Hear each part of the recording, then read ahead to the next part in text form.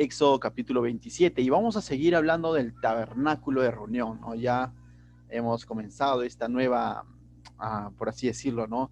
Nueva separación del libro de Éxodo, donde ya Dios claramente está mostrando a Moisés que tenían que hacerle un tabernáculo porque él iba a venir a habitar en medio de su pueblo, para que su presencia, su Shekinah, su gloria esté en medio de este pueblo durante toda esta travesía en el desierto, ¿no? Y ya hemos visto cómo Dios ha comenzado a describir cada una de las características de este tabernáculo, ¿no?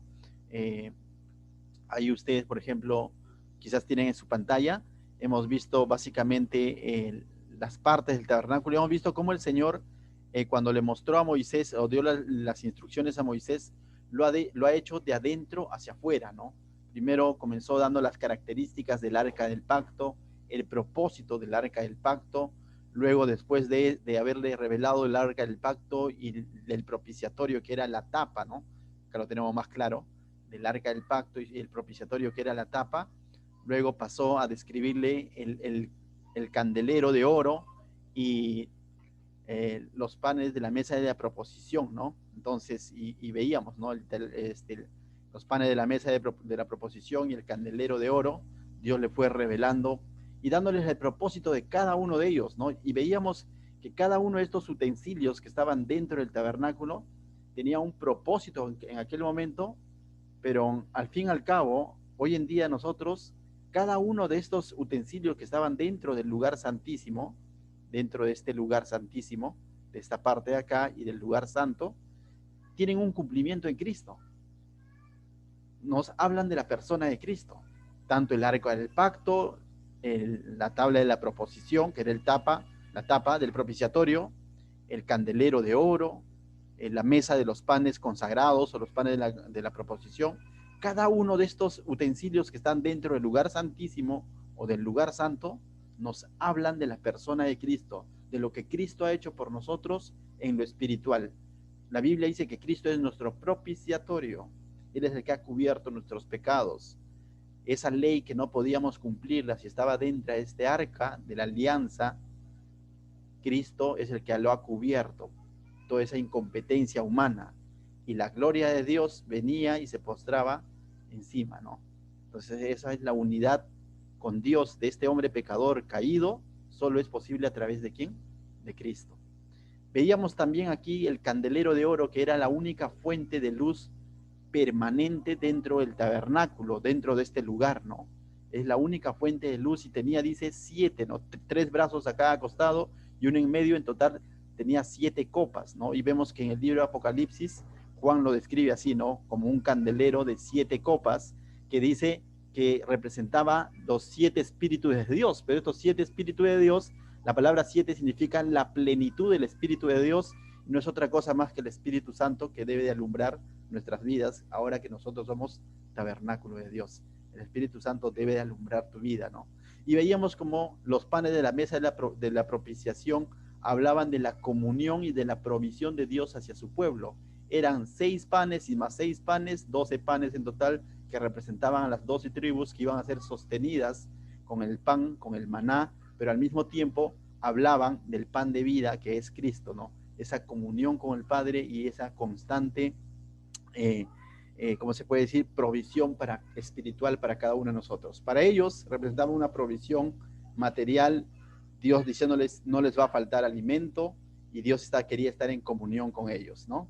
Entonces vimos cómo es que el libro de Éxodo nos describe, Dios le describe esto a Moisés, comenzando desde el lugar santísimo con el arca del pacto, lugar santo, describiendo cada uno de estos utensilios, y luego la semana pasada vimos un poco de cómo estaban hechos justamente, ¿no? Las cortinas de cómo estuvo hecho este lugar santo y este lugar santísimo, ¿no? Y veíamos también incluso en cada una de las cortinas, en cada uno de los armazones, había un sentido, ¿no? Y que también representa a Cristo hoy en día en nuestra vida, ¿no? La unión del Espíritu Santo, cómo es que por dentro era puro, por dentro era hermoso y por fuera aparentemente con pieles de cabra, pero por dentro era toda una hermosura con imágenes bordadas de querubines, ¿no? Entonces mostrando esa sombra del tabernáculo celestial de Dios, del cual describe el libro Apocalipsis, o también lo escribe el libro de Hebreos, dice, ¿no? Que todo esto es una sombra del tabernáculo de Dios. Amén. ¿Quiénes ingresaban acá? Acá no ingresaba el pueblo, aquí solamente ingresaba el sumo sacerdote, ¿no? Solamente el sumo sacerdote del linaje ¿cómo se llama? De los levíticos de la familia de Aarón, ¿no? Eso lo vamos a ver más adelante, pero hoy vamos a ver esta parte externa, ¿ya? Aquí quizás se nota más claro, y hemos descrito todo lo que está aquí dentro. Ahora, el capítulo 27 nos va a hablar del atrio. ¿Qué es un atrio? El patio de reunión, y nos va a describir la estructura del patio y qué es lo principal que estaba en el patio, el altar de bronce, o el altar del sacrificio, y nos va a describir también la entrada a el atrio. Recuerda, el tabernáculo en sí, bueno, es todo, pero el tabernáculo en sí es el lugar santo y el lugar santísimo. Pero había un patio, un atrio, ¿correcto? Y eso es lo que nos va a describir. Y vas a ver que en cada una de las descripciones de este atrio o este patio, vamos a ver a Cristo ahí plasmado y hablándonos esta noche. Entonces te invito a que dispongas tu corazón y podamos estudiar el capítulo 27, el libro de Éxodo. Amén. Para eso vamos a leerlo entonces del verso 1 al verso 8, pero nuevamente nos vamos a apoyar de una lectura gráfica. Mientras tú puedes ir siguiendo en tu Biblia, también a la vez lo puedes ir viendo en el video, el mismo texto el cual va a escribir, ¿correcto? Entonces vamos a hacer una lectura gráfica de esto de aquí, de lo que estamos hablando. Primero, si ahí tú tienes tu Biblia a la mano, primero dice, vamos a leer el altar de bronce. Va a comenzar a describir de nuevo de adentro hacia afuera. Todavía no va a escribir el patio en sí o el atrio en sí, sino va a describir el altar de bronce que estaba a la entrada del atrio, ahí justo a la entrada, ¿ya? Entonces, del 1 al 8, mira lo que dice. Voy a compartirles entonces mi pantalla y lo vamos a leer juntos. Harás también un altar de madera de acacia de 5 codos de longitud y de 5 codos de anchura. Será cuadrado el altar y su altura de 3 codos. Y le harás cuernos en sus 4 esquinas. Los cuernos serán parte del mismo y lo cubrirás de bronce. Harás también sus canderos para recoger la ceniza y sus paletas, sus tazones, sus garfios y sus braseros. Harás todos sus utensilios de bronce, y le harás un enrejado de bronce de obra de rejilla, y sobre la rejilla harás 4 anillos de bronce a sus 4 esquinas, y la pondrás dentro del cerco del altar abajo, y llegará la rejilla hasta la mitad del altar. Harás también varas para el altar, varas de madera de acacia, las cuales cubrirás de bronce, y las varas se meterán por los anillos, y estarán aquellas varas a ambos lados del altar cuando sea llevado. Lo harás hueco de tablas de la manera que te fue mostrado en el monte, así lo harás. Amén. Nuevamente vemos así, de la manera que te fue mostrado en el monte, así lo harás. Nuevamente yo digo, en ese sentido hubiese gustado ser Moisés, ¿no? De que no solamente le instruyó, sino le mostró, ¿no? ¿Cómo? No sabemos, debe haber sido una visión, ¿no? Por eso que el libro de Hebreos lo cita claramente diciendo, de la manera que fue mostrado a Moisés, esa arca terrenal, dice, ¿no? Es una sombra del arca celestial, digo, del tabernáculo celestial, ¿no? Entonces, y vemos que cada una de las características le fue mostrado a Moisés, y así tal y cual lo hizo el pueblo, lo hicieron cuando él desciende luego con toda esta información, ¿no? Pero aquí en esta primera sección ha hablado, ¿sí? Hola. Pastor Anderson, no sé si solamente en mi máquina o en además no se escuchó el video y no estoy entendiendo, no estoy siguiendo. Ya, le entendí, lo compartí sin sonido, lo volvemos a hacer, no hay problema. Sí, estamos, yo creo que gracias. Sí, lo he compartido el video, pero me parece que lo he compartido sin audio. Ya, mil disculpas. Está bien, chévere. Vamos a volverlo entonces nuevamente. Sí, me da un instante, sí. Gracias también, hermano. Vamos a compartirlo nuevamente para poder entender, ¿no? Con audio. Ya, perfecto. Todos de 1 al 8 vamos a leerlo, ¿sí? Está ahí también en nuestra Biblia. Harás también un altar de madera de acacia de 5 codos de longitud y de 5 codos de anchura. Será cuadrado el altar y su altura de 3 codos. Y le harás cuernos en sus 4 esquinas, los cuernos serán parte del mismo, y lo cubrirás de bronce. Harás también sus calderos para recoger la ceniza, y sus paletas, sus tazones, sus garfios y sus braseros. Harás todos sus utensilios de bronce. Y le harás un enrejado de bronce de obra de rejilla, y sobre la rejilla harás 4 anillos de bronce a sus 4 esquinas, y la pondrás dentro del cerco del altar abajo, y llegará la rejilla hasta la mitad del altar. Harás también varas para el altar, varas de madera de acacia, las cuales cubrirás de bronce. Y las varas se meterán por los anillos, y estarán aquellas varas a ambos lados del altar cuando sea llevado. Lo harás hueco de tablas, de la manera que te fue mostrado en el monte, así lo harás. Amén, hermanos. Entonces, como hemos podido ver ahí en la imagen, y también quizás seguir con nuestra Biblia, prácticamente es una lectura bíblica, pero mostrándonos algo gráfico, ¿no? Como para poder comprenderlo un poco, ya que habla de medidas, de características, de materiales y todo lo demás. Entonces, nada como verlo en maqueta, por así decirlo, ¿no?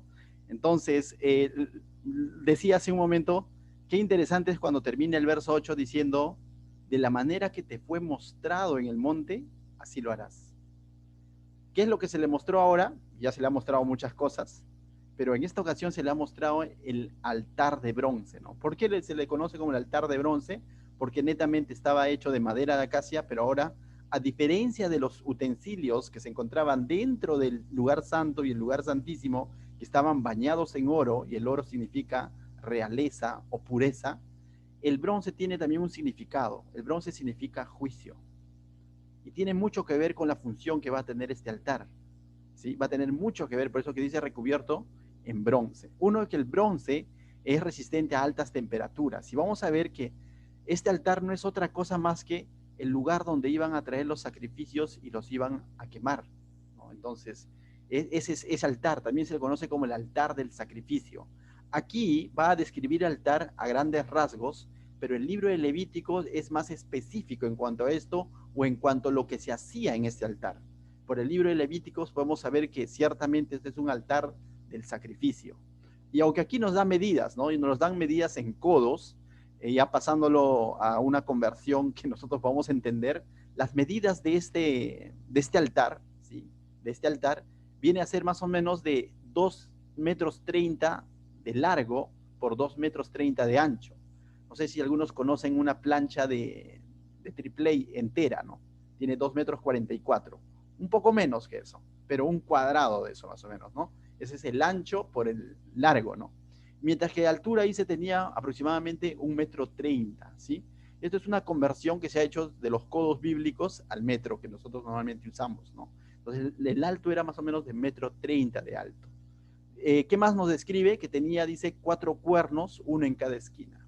Vamos a ver en el libro de Levíticos, ya cuando lleguemos al libro de Levíticos, que estos cuernos tenían un sentido, que eran para poder sujetar el sacrificio, para poder sujetar el animal que se iba a sacrificar. Entonces se sujetaban estos 4 cuernos que estaban uno en cada esquina, ¿no?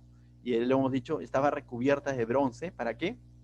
Para soportar las altas temperaturas a las que iban a ser sometidos los sacrificios, ¿correcto? Entonces por eso es que es recubierto en bronce, pero sobre todo el bronce es sinónimo de juicio.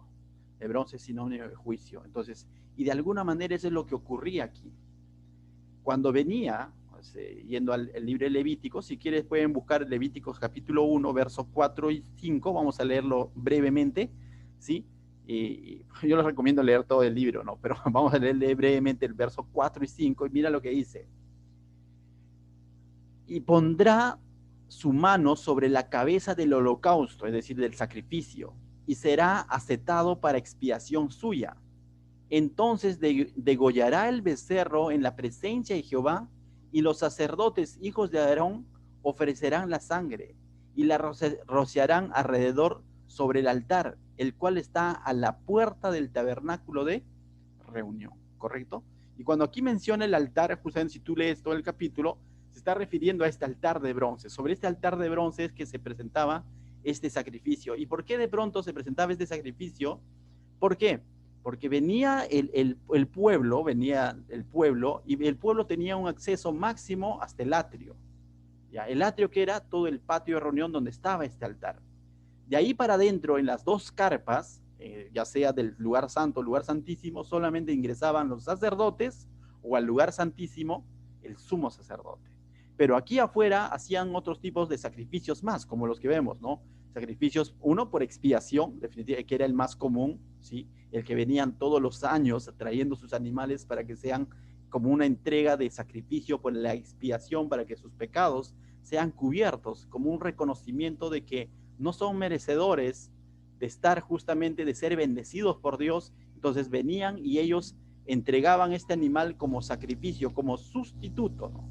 Reconociendo que el primer principio, o el primer principio que vemos en el Génesis, ¿no? Que la paga del pecado, ¿qué es? Muerte. La paga del pecado es muerte. Entonces, definitivamente estaba hablando de una muerte física y de una muerte espiritual. Pero el pueblo, para estar en esa comunión con Dios y para que sus pecados sean pagados, entre comillas, o expiados, traían un sacrificio. Ahora, este animal, lo vemos también en el libro de Levíticos, antes de ser sacrificado en ese altar, pasaba por todo una revisión, ¿no? No puede ser el animalito tullido que de pronto todavía ha salido, o ese que está ya medio enfermito, bueno, lo voy a llevar para el sacrificio. No, pues da descripciones de que el animal tenía que ser sin mancha, sin defecto, tenía que ser en muchos casos el primogénito. Había diferentes tipos de sacrificios. Recordemos que también habían sacrificios de redención por los hijos primogénitos, ¿no? Te nacía un hijo varón, tenías que dedicárselo al Señor, pero ¿cómo? Presentando justamente un sacrificio también, recordando, ¿qué cosa? Que Dios salvó la vida de los primogénitos, ¿dónde? En Egipto, ¿no? Y había muchos sacrificios. ¿Dónde se hacían? Justamente sobre este altar. Entonces, cuando el pueblo traía un sacrificio como simbolismo de que está trayendo para pagar por sus pecados, para que sus pecados sean expiados, lo que se estaba haciendo de alguna manera era un simbolismo de justicia. Por eso es que el altar era de bronce, ¿no? Era un simbolismo de justicia que está dando el pago justo, ¿no? Por así decirlo, ¿no? Entonces, y eso es lo que hacía normalmente el pueblo. Ahora, tú dices, bueno, eso funcionaba para el pueblo judío aquel entonces, Dios así lo determinó, ¿no? Para con su pueblo, y el libro de Hebreos dice que ellos todos los años venían y traían sacrificio, ¿no?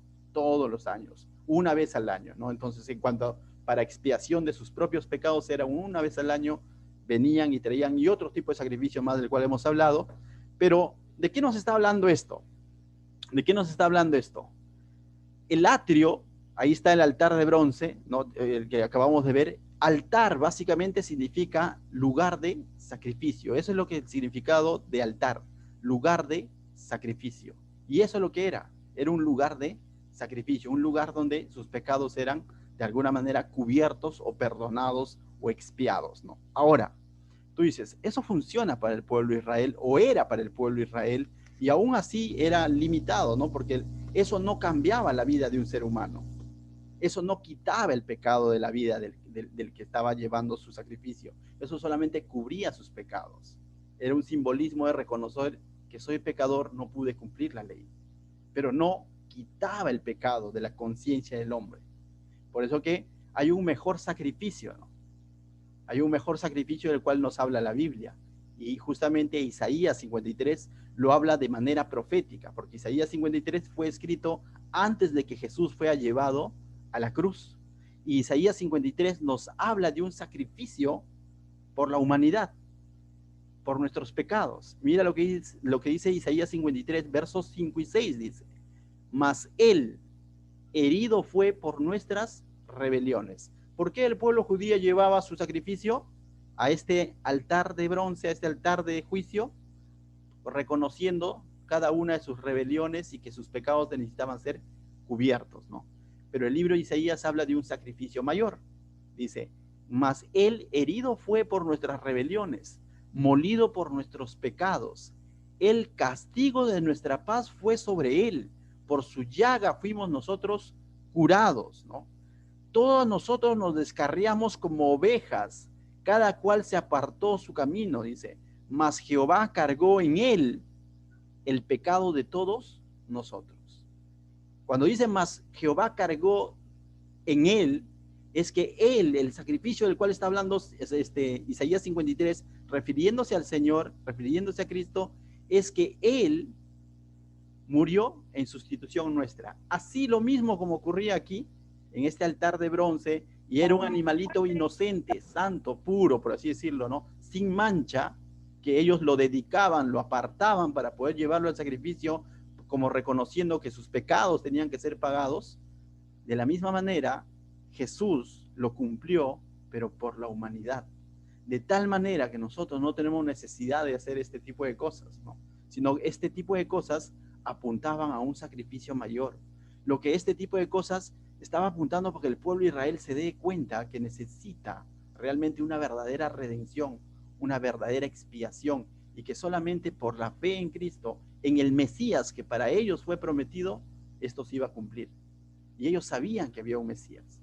Pero muchos, por eso que Jesús cuando viene más adelante dice, el que tiene oídos para oír, oiga, es porque muchos de los que conocían estos rituales, conocían todos estos procedimientos, simplemente no veían más allá y se quedaban en las formas.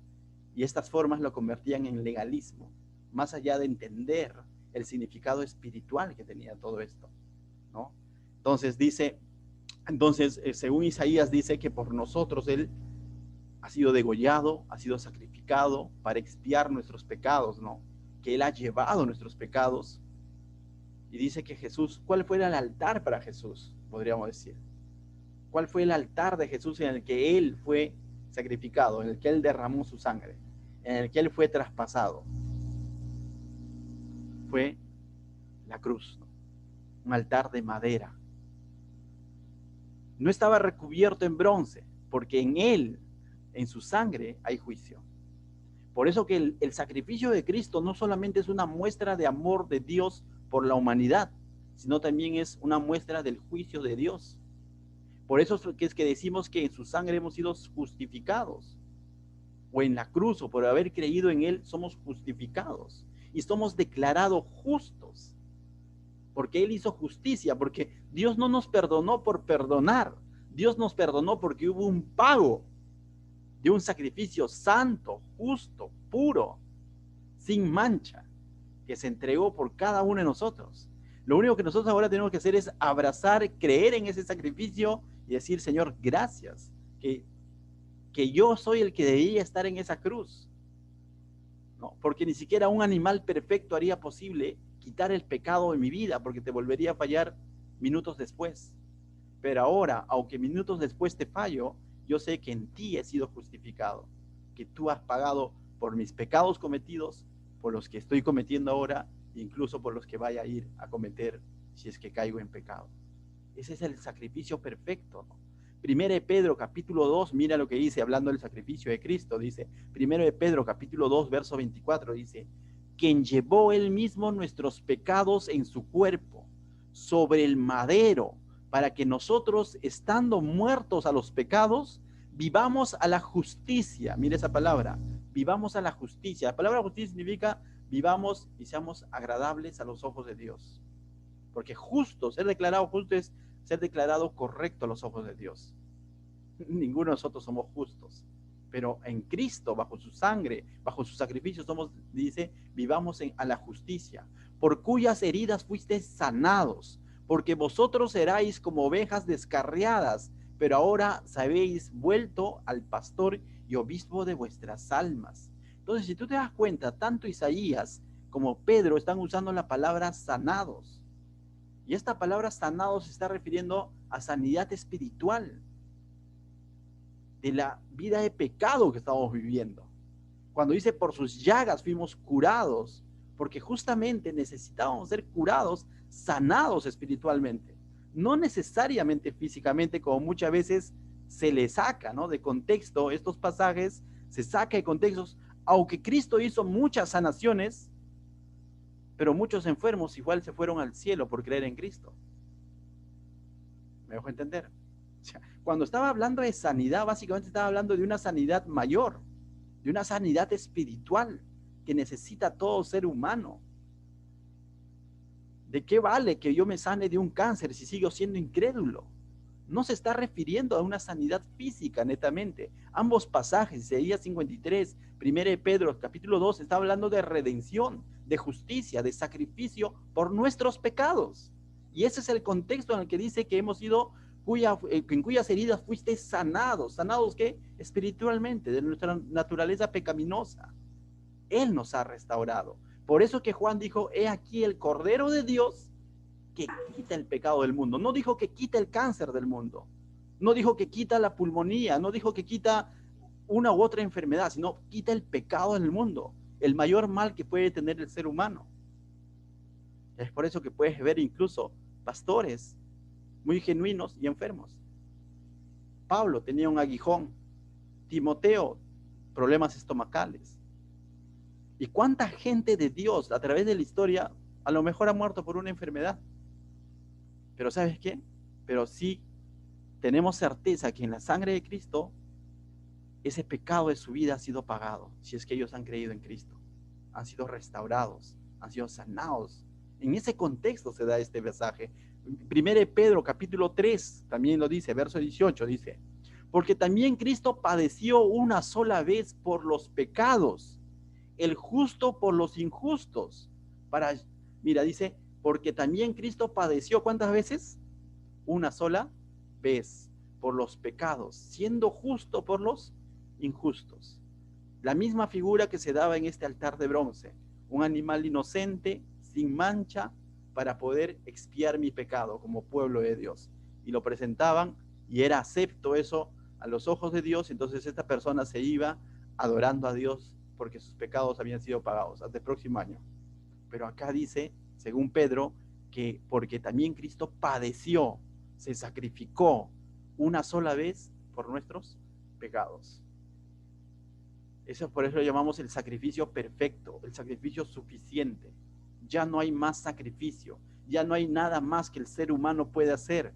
Ya no es que de pronto vaya a pagar indulgencias, ya no es que de pronto va a ir rampando a la cruz de Motupe, no hay más. No hay mayor sacrificio al sacrificio que ya fue hecho en la cruz por Cristo. Pero muchas veces esto se distorsiona, dice, no, falta algo más, necesitas hacer algo más. No, en el sacrificio de Cristo fue todo esto consumado. Por eso que él dijo, consumado es, misión cumplida, trabajo terminado. Dice, el justo por los injustos, pero ¿para qué lo hizo todo esto? Según Pedro, 1 Pedro 3:18, dice, ¿para qué? Para llevarnos a Dios, para llevarnos a Dios, para acercarnos a Dios, para estar reconciliados con Dios, para estar en paz con Dios. Para eso es lo que él hizo, siendo a la verdad muerto en la carne, pero vivificado en el espíritu. Y aunque en la carne él murió, pero al tercer día resucitó, porque el Espíritu Santo, dice, lo levantó de los muertos. Y ese mismo poder, ese mismo Espíritu Santo, ahora mora en tu vida. Amén. Entonces, Jesús realmente fue el verdadero sacrificio del cual nos habla este altar de bronce, en el cual llevaban muchos sacrificios. Miles de sacrificios habrán pasado por ese altar de bronce, pero por la cruz pasó un solo sacrificio, que cumplió todo. Así como el corderito tenía que ser sin mancha, sin defecto, Jesús dice fue sin mancha, sin pecado, inocente, santo, puro, como dice el libro de Hebreos. Es más, su inocencia fue probada. Pilato en 3 ocasiones manifestó de que Cristo era inocente. Y se rascaba la cabeza Pilato.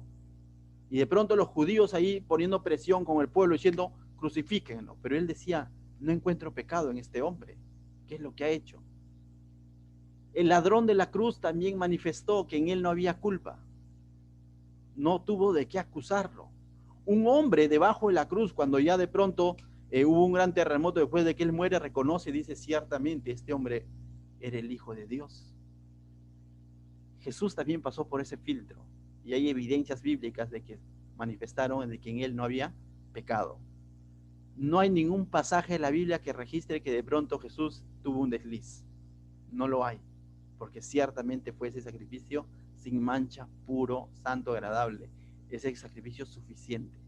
La pregunta es, ¿crees en eso, mis hermanos? ¿Realmente crees que Cristo es? ¿O piensas que de pronto somos salvos por ser buenos? ¿O por seguir una u otra religión? Una de las más grandes mentiras, ¿no?, que está en el mundo, yo creo que Dios nos ha sacado de esa ignorancia, pero una de las más grandes mentiras que hay en el mundo es de que todos nos vamos a ir al cielo. con tal que no seas tan malo, igual vas a ir al cielo. Porque si hiciste algo malo, entonces ahora sé bueno, pues no, para que de alguna manera vamos a balancear, dice, ¿no? Para que la balanza esté así, ¿no? Si por ahí hice algo malo, para calmar mi conciencia hago algo bueno. No hay nada bueno que puedas hacer que pueda sustituir ese sacrificio perfecto. Porque el sacrificio tenía que ser santo, puro, agradable a Dios. Eso es ser justificados. Amén. Entonces, mis hermanos, de eso nos habla este altar de sacrificio. Pero sigue describiendo. Ahora mira lo que dice el verso 9 al 15, o del 9 al 19, vamos a leerlo, volviendo a Éxodo. Nos describe ahora el atrio, ¿no? Donde se encontraba este altar del sacrificio. Y el atrio, les voy a compartir también una lectura gráfica igual, ¿sí? Ahora vamos a ver del 9 al 19, mira lo que dice. Vamos. Asimismo harás el atrio del tabernáculo. Al lado meridional, al sur, tendrá el atrio cortinas de lino torcido, de 100 codos de longitud para un lado. Sus 20 columnas y sus 20 basas serán de bronce. Los capiteles de las columnas y sus molduras de plata. De la misma manera, al lado del norte habrá a lo largo cortinas de 100 codos de longitud, y sus 20 columnas con sus 20 basas de bronce. Los capiteles de sus columnas y sus molduras de plata.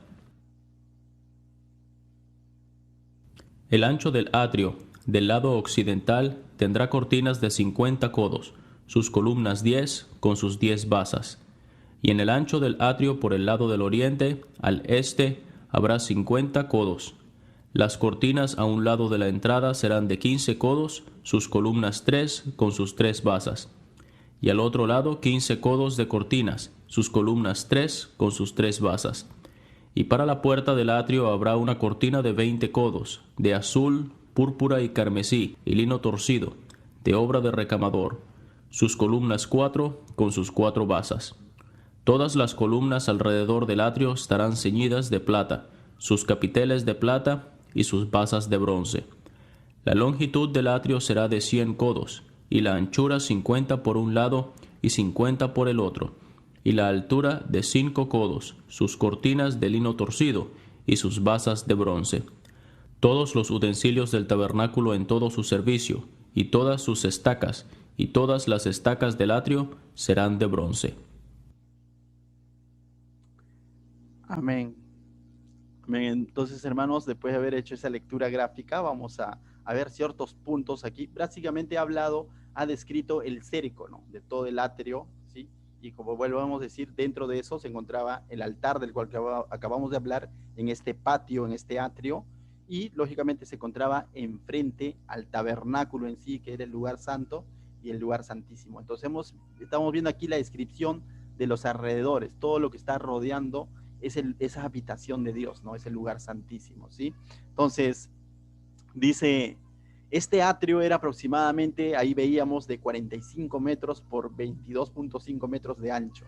Grandecito, ¿no? Bien, bien grande, o sea, 45 metros, estamos hablando más o menos el tamaño de una manzana, ¿no? De aquí en Pachacútec, aproximadamente toda una manzana era todo lo que involucraba el atrio, ¿no? Entonces, vemos ahí, era amplio, definitivamente, era amplio, era grande, no era, y recordemos que estamos hablando de la tienda, ¿no? Es una tienda prácticamente, porque esto va a ser trasladada a través de todo el desierto, ¿no? Cada vez que tenían que movilizarse, tenían que desmontar todo y poder ubicarlo en otro lugar, ¿no? Entonces, pero todo esto cumplía un propósito, ¿no? O sea, todo este cerco nos habla de un propósito, de que el lugar santo y el lugar santísimo no estaba descubierto al pueblo así directamente, ¿no? Aunque en el lugar santo y el lugar santísimo solo entraban los sacerdotes, y en el lugar santísimo los sumos sacerdotes, hasta el atrio tenía acceso el pueblo. ¿Cómo? Con tu sacrificio. La única manera de ingresar a este atrio, a este patio, era justamente para llevar sacrificio. No es que ibas de turista, ¿no?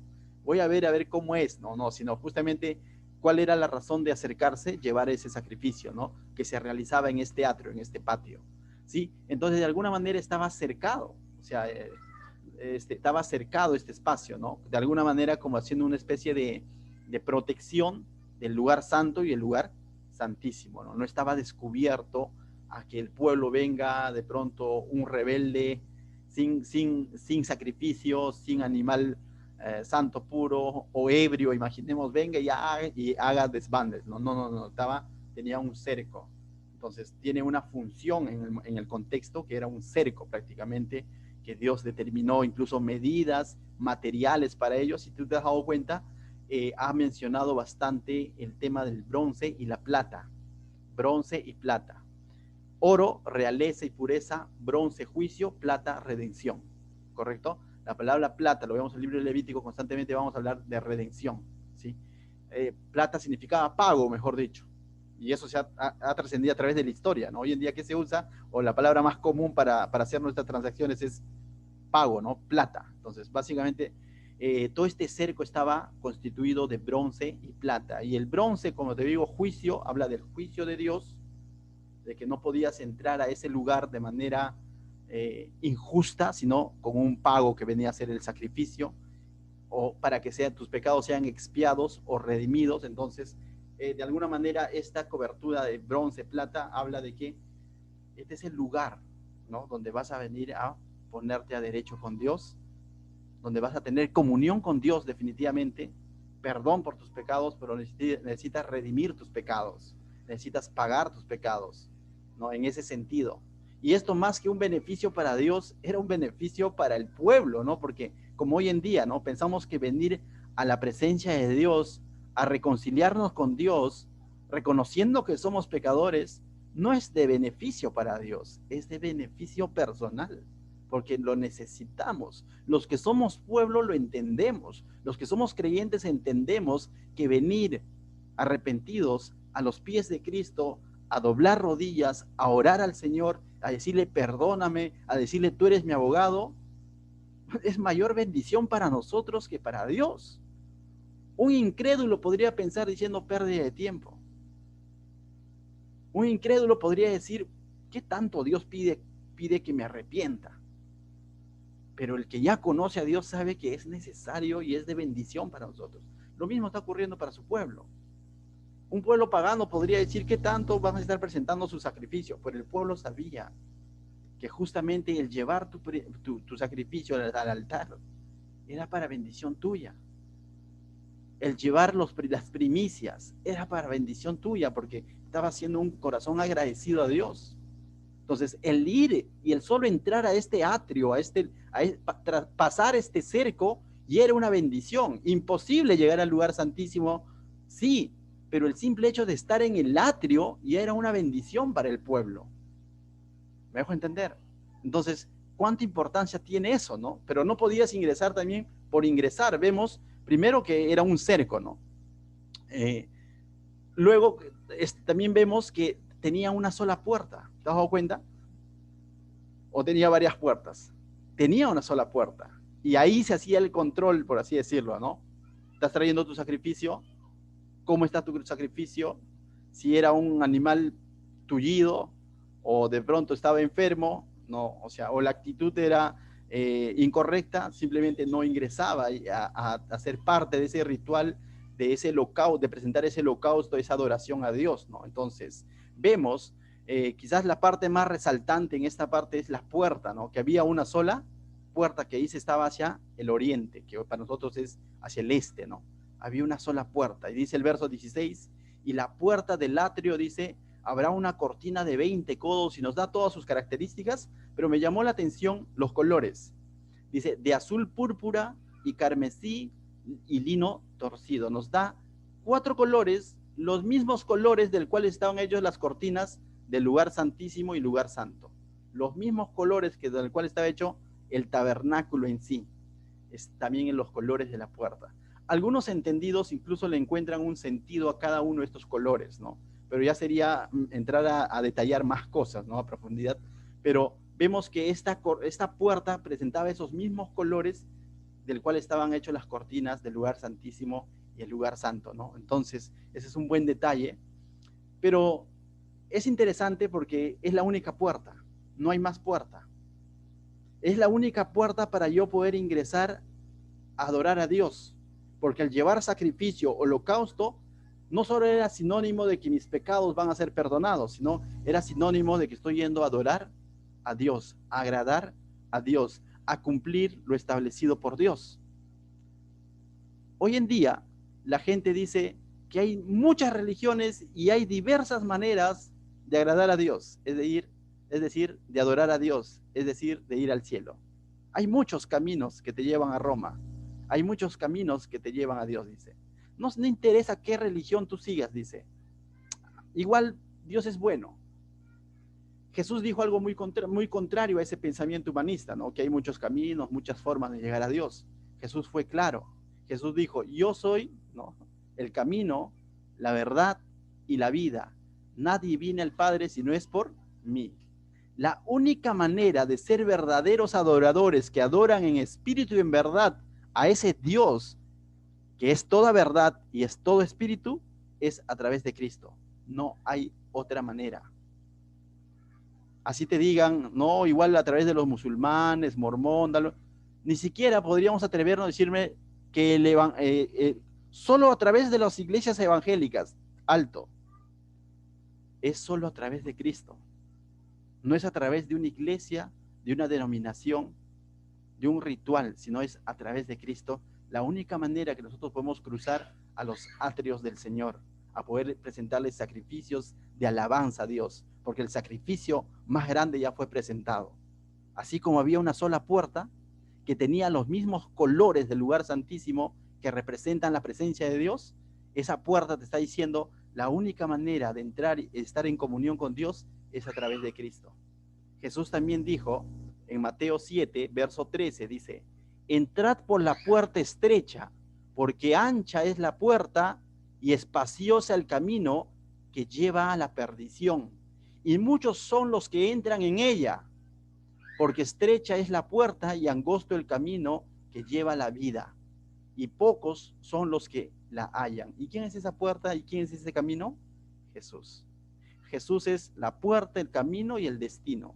Y él en diversas ocasiones dijo que es la única, y es estrecha. Estrecha en el sentido de que pocos la van a reconocer, pocos lo van a reconocer en el espíritu, porque las otras puertas son más espaciosas, las otras puertas son más light, las otras puertas te dicen, no sé, no, sigue estas reglas y ya. Las otras puertas te dicen, da lo mismo, sigue viviendo tu vida igual, da lo mismo. Son espaciosas, son cómodas, pero Cristo te dice, coge tu cruz y sígueme. Proverbios 14:12 dice, hay caminos que al hombre le parece derecho. ¿Sí? El hombre ha creado muchas religiones, muchas maneras de llegar a Dios, pero ¿sabes qué dice Proverbios? Pero su fin es camino de muerte. Mientras que Jesús dijo, yo soy el camino, la verdad y la vida. Nadie viene al Padre si no es a través de mí. Así como este tabernáculo tenía una sola puerta de ingreso y nadie podía, como dicen, tirar muro, ¿no? Nadie podía saltarse la cerca para estar en el atrio del Señor, en el patio del Señor, porque el lugar santísimo era más difícil, ¿no? Ahí entra solo el sumo sacerdote y es peligroso, porque vamos a ver en otros libros, no, la próxima semana la vamos a ver en el Éxodo 28, es peligroso ser sumo sacerdote, porque un sumo sacerdote que estaba en pecado muere en el instante, ¿no? Entonces nadie se atrevería a ingresar ahí, pero al atrio de curioso sí, pero la única manera, ¿sabes cómo es?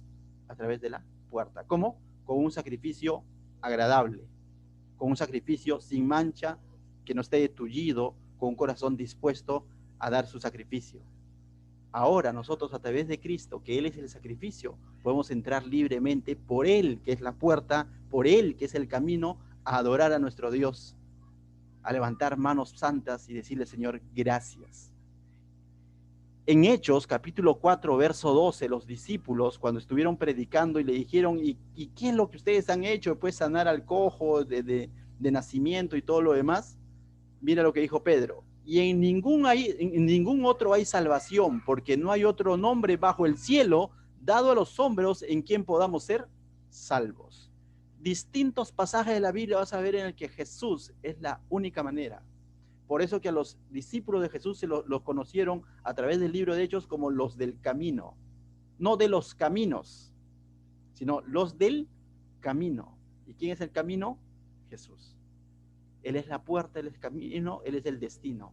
Él es el autor y el consumador de tu fe. ¿Y en quién tiene que estar tu mirada? En Él. ¿Y a través de quién llegas a la presencia de Dios? Solamente a Él, a través de Él. El verso 17 de Éxodo que estamos estudiando, continuamos, va a describir algunas cosas más también del atrio, ¿no? Otros detalles más de las columnas que les decía. Justamente les decía ahí, ¿no? Que va a hablar, verso 17 dice, ¿no? Todas las columnas alrededor del atrio estarán ceñidas de plata, sus capiteles de plata y sus basas de bronce, ¿no? Y este cerco, por eso te decía, prácticamente está hablando de las columnas de este cerco del atrio, estaba compuesto de plata y bronce. Y la plata y el bronce es redención y juicio. Era el lugar donde el pueblo podía justificar, entre comillas, ¿no? Sus faltas, donde podía llevar su sacrificio como pago por sus pecados. Ese era ese lugar. Pero ese lugar donde Dios no te decía, tú ven a mí, porque recuerda que este lugar está en medio del pueblo. Este lugar decía, he venido a ti, para que no busques agradarme bajo tus propias formas. Yo he venido a ti, aquí estoy. Dentro de este cerco está mi presencia, queriendo hacer justicia para que tú puedas presentar tus sacrificios. Era una invitación y debe ser para el pueblo era un deleite poder participar de esto. No era una carga, era un deleite, era una necesidad de entrar al atrio porque era hasta el punto donde ellos podían llegar como pecadores que eran. Pero con su sacrificio ellos podían presentar ese holocausto, esa alabanza. Por eso que más adelante los salmistas justamente van a hacer alarde, por así decirlo, o van a deleitarse en decir cuán bueno, qué bendecido es estar en los atrios del Señor, los atrios, en el patio. Y de ahí viene una canción, mejor es un día en la... Bueno, no me sale porque no entono, pero ¿se acuerdan de la casa de Dios? Está basada en el Salmos 84, verso 10. Dice, porque mejor es un día en tus atrios que 1000 fuera de ellos. Escogiera estar antes a la puerta de la casa de mi Dios. ¿Cuál era la casa de Dios? El tabernáculo. Después pasó a ser templo. Pero aquí estamos hablando del tabernáculo donde Dios moraba. Y el salmista reconoce, dice, mejor es un día en tus atrios que 1000 fuera de ellos. Escogiera estar a la puerta de la casa de mi Dios, dice, que habitar en las moradas de maldad, dice el salmista. También en el Salmo 135, verso 1 y 2 dice, aleluya, alabad el nombre de Jehová, alabadle siervos de Jehová, los que estáis en la casa de Jehová, en los atrios de la casa de nuestro Dios. Este atrio era sinónimo de adoración, de presentar el holocausto, de fiesta, de decir, Señor, gracias porque he traído mi sacrificio, gracias porque me has bendecido, gracias porque mediante este sacrificio mis pecados están siendo cubiertos. Entonces era un deleite estar en los atrios de Jehová.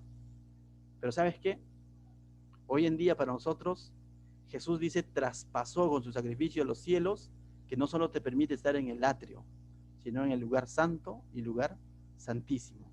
Estar en la misma presencia de Dios, porque Él habita en el corazón contrito y humillado.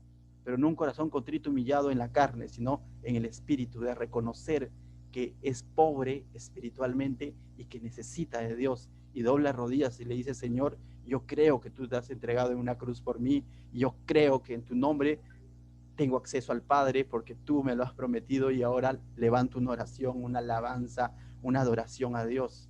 Y de tal manera que podemos estar en sus atrios adorándole. Y sabemos, los que conocemos a Dios, sabemos que es mejor un día en los caminos del Señor, en las cosas de Dios, en la presencia de Dios, que estar prósperos quizás lejos de Él. Es mejor un día estar en los caminos de Dios. Pero todo esto ha sido posible, ¿por qué? Por ese sacrificio perfecto en la cruz. ¿Por qué ha sido posible? Porque Él es la puerta, porque Él es el camino, porque Él nos ha justificado, porque Él ha pagado, nos ha redimido, ha hecho redención por cada uno de nosotros. Puedes ver ahora a Jesucristo en medio de todo este atrio. Él está en todo lugar de este tabernáculo, no solo en el lugar santísimo, no solo en el lugar santo, sino también incluso en sus atrios vemos ahí su presencia en todo momento plasmada, ¿no? Y termina diciendo algo interesante este capítulo de Éxodo, porque nos va a hacer referencia nuevamente a las lámparas que se encontraban en el candelero, ¿no? Dice el verso 20 al 21, dice: y mandarás a los hijos de Israel que te traigan aceite puro de olivas machacadas para el alumbrado, para hacer arder continuamente las lámparas. Y ahí hay algo interesante. Dice, traerás, dice, y mandarás a los hijos de Israel que traigan aceite puro de olivas machacadas. Aquel entonces existían dos tipos de aceites: aceites de olivas batidas y aceite de olivas pero machacadas. Las batidas eran de una manera artificial, las machacadas eran hechas de manera manual, ¿no? Entonces, las batidas eran hechas a través de un molino ya elaborado. Las machacadas eran hechas a mano, con mortero, ¿no? O con piedra tipo mortero. Algunos aquí lo llaman batán, ¿no? Pero aquí ellos tenían unas piedras para machacar el aceite, y este aceite era lo que ellos traían continuamente al candelero, que hemos hablado ya en el capítulo anterior, al candelero de oro, y alimentaban para que su luz, dice, arda continuamente. Y no debería de apagarse más, porque era la única fuente de luz en el tabernáculo de Dios. No había más lámparas, no había alumbrado público, sino era la única fuente de luz. ¿Por qué?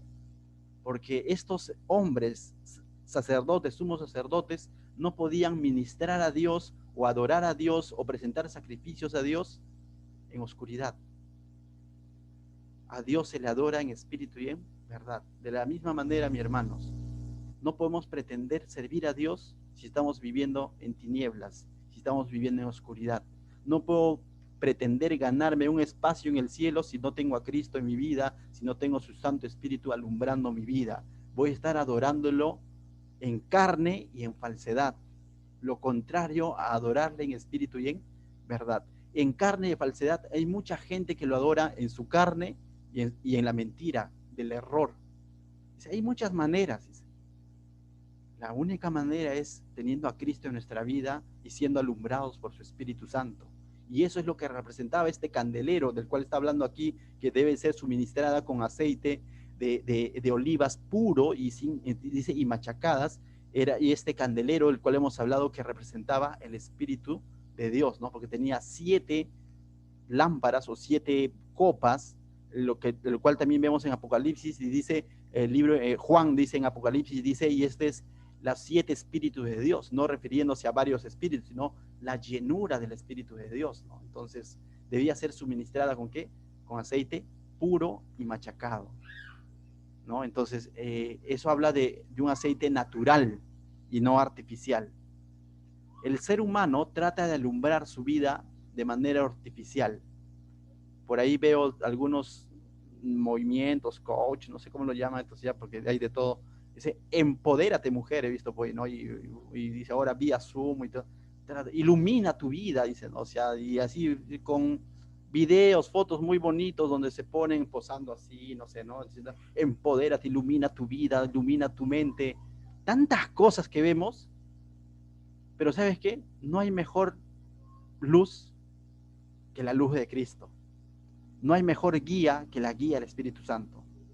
Y todo lo demás, bienvenido sea, pero después de Dios, bienvenido sea, pero por encima de Dios, no. Ten cuidado.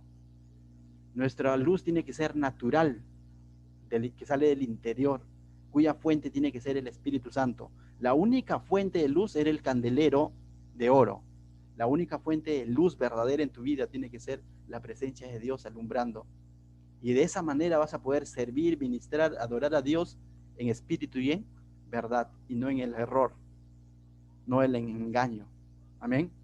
Luego más adelante, mira lo que le dice, es interesante, en ese mismo pasaje, dice en el 21, ¿no? Dice, el tabernáculo de reunión fuera del velo que está delante del testimonio, justamente ahí estaba el candelero de oro, la pondrás en orden, dice, Aarón y sus hijos, para que ardan delante de Jehová desde la tarde hasta la mañana, ¿no? Arriba nos había dicho para que arda continuamente, ¿no? Y dice, tenían que ordenar estos,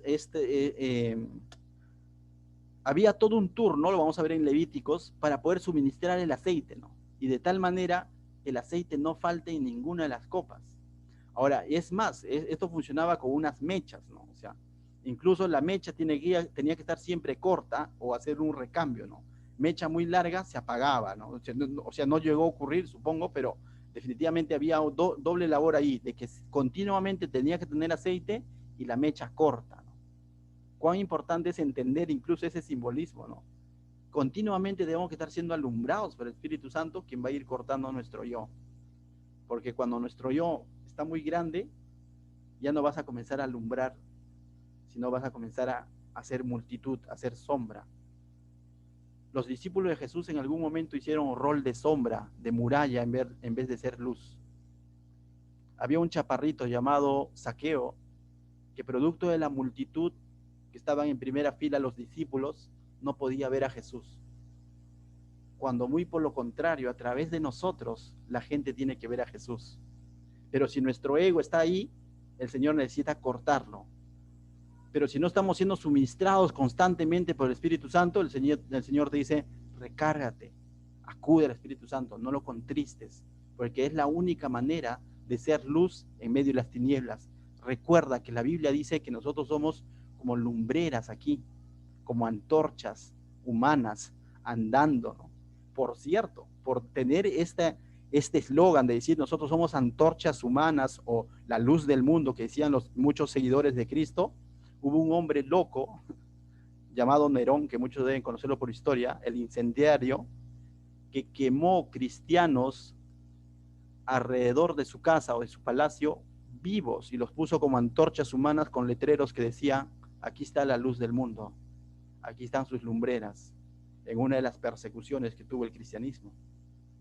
Entonces, eran momentos duros, en el cual el cristianismo necesitaba alumbrar en ese momento de tiniebla que atravesaba la historia de la humanidad. Hoy, aunque quizás no es de esa índole, pero hoy nuestra humanidad sigue en tinieblas.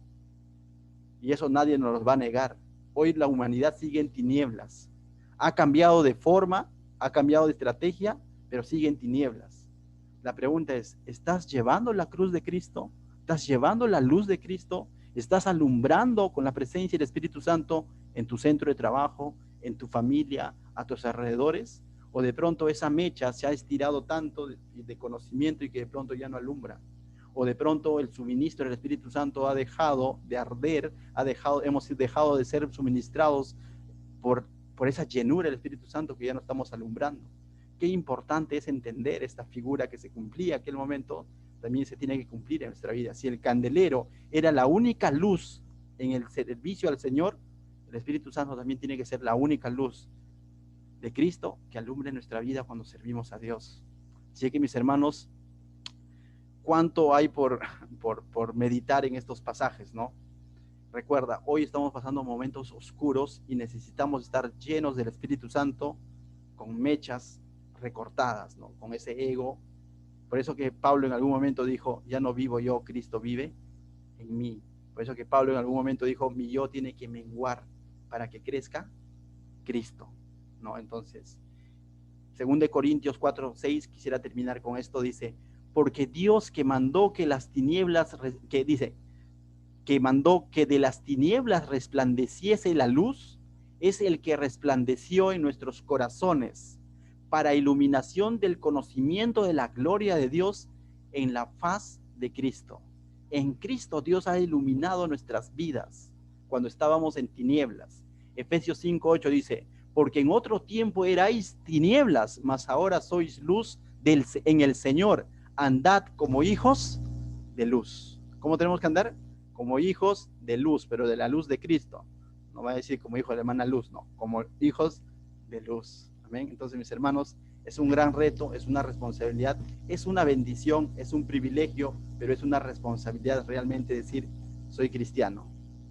Oye, tú, ¿qué tal? ¿Qué religión eres? Soy cristiano. Anda, que sí. ¿No? O sea, ¿seguro? Dice, no sabía. Entonces, ahí pasamos roche, ¿no? Pero que realmente noten que somos creyentes, ¿no? No tanto así como decía Acuña, somos una raza distinta, no, sino somos hijos de Dios, somos hijos de luz. Amén. Estamos en este mundo, pero no somos de este mundo. Estamos para llevar la luz de Cristo a tu familia, a tu tío, a tu tía, a tu vecino, a tu compañero de trabajo. Cuando viene de pronto con un problema, con un dilema y te cuenta y te dice, estoy pasando por momentos difíciles, esa es la oportunidad de decir, Señor, aquí estoy, heme aquí porque... Pero ¿cómo puedo decir si de pronto he dejado de tener comunión con su Santo Espíritu? ¿Cómo puedo decir si de pronto mi carne está tan larga, ¿no? Esa mecha de mi carne está tan larga que ya no puedo alumbrar, ¿no?